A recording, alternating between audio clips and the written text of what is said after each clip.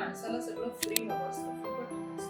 So हे कसं काय हिंमत आणली स्वतःमध्ये, काय केलं? कारण आज कित्येक लोकांना पैसा देण्याच्या आणि क्लब जॉईन करण्याच्या बाबतीत खूप शंका असते. मी खऱ्या अर्थाने म्हणेन की ह्या ग्रुप्समधून मला व्यवसाय करायचा आहे आणि व्यवसायात मोठं व्हायचं, ह्या दोनच गोष्टी मिळतात. पण व्यवसायासाठी विजन लागतं, व्यवसायासाठी मिशन लागतं, व्यवसायासाठी सिस्टीम लागतं. हे विजन, मिशन, ही सिस्टीम, ॲडमिनिस्ट्रेशनमधल्या काही गोष्टी, काही सॉफ्ट स्किल्स, हे जे सगळे आहेत ना, ते मला ह्या ग्रुप्समधून मिळाले.